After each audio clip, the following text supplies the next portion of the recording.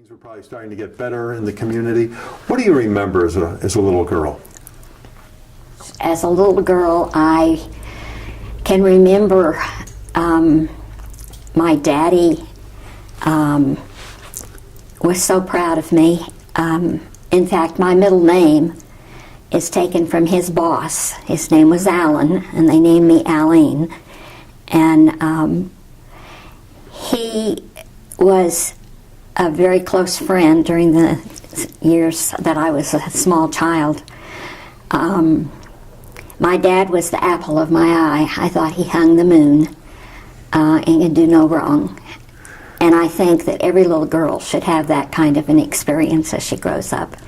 It teaches you to appreciate men and the good part, because you meet some men that don't have such good parts.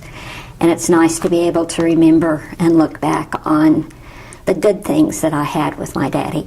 Right. What did your dad do for a living? Well, when I was a little girl, he was a police officer. And as our family grew, he couldn't earn enough money to support, I'm the oldest of 8, to support a large family. And so he went into the plumbing business. He was very handy. And then he started a remodeling business. And so he worked the police department during the daytime and then went off and did these other things. So unfortunately, he wasn't home a lot with us as we were growing up. Right. Now, you said your dad was the apple of your eye, and then you had all these siblings come after you. Was there any rivalries there? Yes, as a matter of fact, my sister that's after me, her name is Nancy. She's 3 years younger. Was always very jealous of the relationship that I had with my dad. And it did cause some problems as we grew up. But they resolved themselves?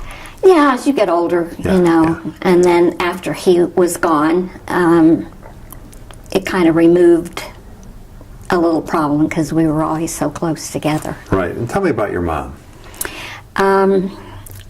My mom was a very hard-working woman. She had to be with all the kids. And I felt sorry for her because it seemed like she was always pregnant. And as I got a little older and began to realize what caused the pregnancy to happen, I thought, oh my gosh, how terrible.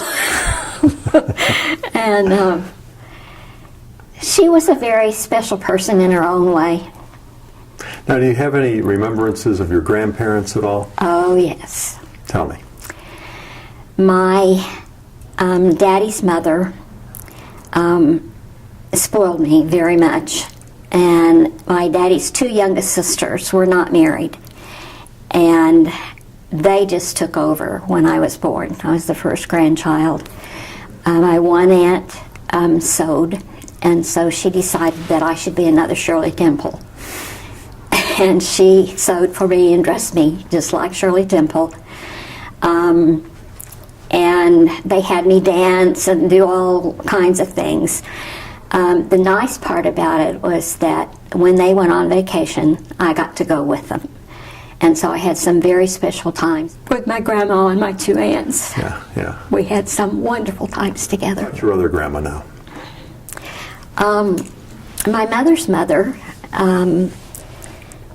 and father came to the United States from Russia. And they were Jewish. And some of my Jewish family were in concentration camps when they were migrating to the United States. They did not speak English. And there were 8 in her family also. It was wonderful growing up because I had all kinds of aunts that helped me along in different ways. And some of my mother's aunts I was very, very close to as I was growing up also. And to me, at this point in my life, it's very sad that when you get to be a teenager, you sort of start pulling away from your family and you get your own circle of friends. And I look back now and I think, why did I think I didn't need them in my life? Because when I go back and look at my roots, they were what made me me. And so I think my advice to any young person would be, don't give up the connections that you have with your family as you get older, because that's what you are. Very good advice. Talk to me about high school life now. Oh my. And where did you go to high school? I went to Southeast High School in Kansas City. Okay. When I was a freshman in high school, I met a young man.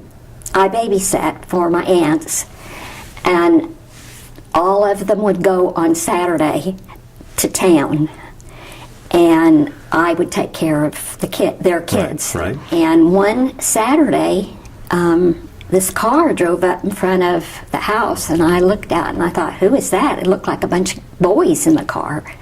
Somehow or the other, they found out where I was and where I was babysitting. And so they all came up on the porch and we were talking. And the young man who was driving the car, his father owned a filling station. And the boys all came up there to see him and said, we need you to drive us someplace. And so he just came with the grease on his hands and smudged on his face. And we were all sitting around talking, and he kept watching his hands. And I said, would you like to go in the house and wash your hands? And he said, oh, no, that's all right. And I said, no, come on, it's bothering you. So I took him in the house, and he washed his hands, and we went back out on the porch, and we all were talking. And then they finally decided they would go, and they left. And then the next day, the young man showed up again that I had helped wash his hands. And we started dating when I was in the 8th grade, and we ended up getting married and having 2 children. You had 2 children? Mm-hmm. Okay. All right, now that was after high school? Yes, I graduated a year early. Okay. Because he was in the Air Force and he was stationed in England. And it seemed very romantic to me to be able to go to England and live and start my married life that way. And so I worked and saved enough money to buy my ticket, and I flew to England, and we spent 2.5 years there. Okay. When you came back, tell me about how you started raising your family. We had our first child while I was in England. In fact, he was a baby when we came back on the ship. We were on a troop ship, and the Queen Mary passed us twice on our one trip over there. My husband was sick the whole time we were on board ship, and so the baby was my responsibility. I had to take him with me every place I went, and that was a very exciting trip, to say the least. When we came back, I decided that I needed to get some additional training and go to work. It was a hard time, and so I started going to college. And where was this? In Kansas City. Okay. And I got a little bit of college and worked. And I ended up teaching in a college. The same one you had gone to school? No, we... Okay. And where did you start teaching at? I had moved to Amarillo, Texas. Okay. And I had a friend. I had gone into real estate then, and I had a friend who said, you need to be teaching real estate classes. And so I started teaching at Amarillo College, teaching the real estate classes that were required. And when was your second child born? 18 months after the first one. Okay, and where was that? Was that Kansas City. Boy or girl? Girl. I have 3 children. The oldest, firstborn son, who was born in England, and then 2 girls. And unfortunately, my son developed a lung disease, and he passed away about 3 months ago. It's left a big hole in my life. Oh, yeah, I'm So sorry. it's very, very close to him. But I have the girls, and the reason that we are living where we're living now is because one lives in Bonham and one lives in Plano, and this puts us kind of in the middle between the 2 of them. And it's been wonderful to be close to them again, because we've lived away and really not been able to enjoy their families like grandparents should. Right. And so I'm really happy to be back here. Now, that first marriage did not last? No. Okay. Let's skip ahead. Now, you're single, you have kids. Pick it up from there. Okay. I'm still teaching. Mm-hmm. And I was teaching a class in Clear Lake City. And we broke for a break for the Right. students. I think it was lunch break. And there were 3 cars loads of students that drove out of the parking lot ahead of me. Mm-hmm. And I pulled out, and we had to stop for a red light. And the car, not exactly in front of me, but the second car, the car door opened, and this young man jumped out, ran around, knocked on everybody's window, and jumped back in the car. And I said, "That is the most immature man I have ever seen in my life." I married him.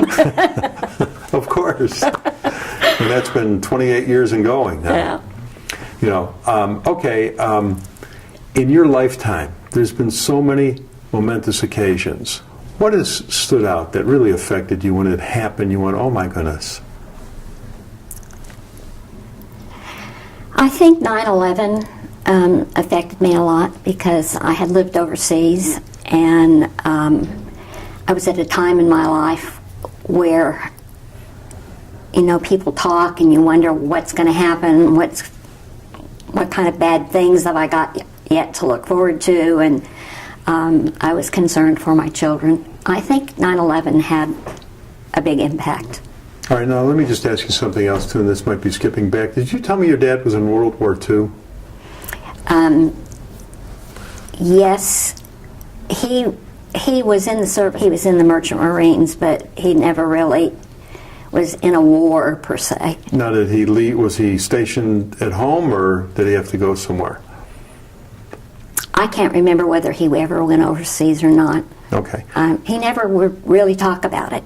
So I have a feeling that he had some bad experiences while he was in the war. And I don't know, it's just one of those things that I would ask him, and he'd say, "Oh, you don't really want to know." What was the happiest time in your life? My husband, Fritz, and I had an opportunity to serve a mission in Brazil. And that experience, I think, was one of the most impressionable and a very happy time in my life. We just had some wonderful experiences, and converting people and getting them baptized was very, very special. And you have 9 grandkids? Yes. Are they in this area? Are they scattered? Actually, they're all in this area. That's the reason that we moved here. So we could be closer to the grandkids and the kids. You did a great job.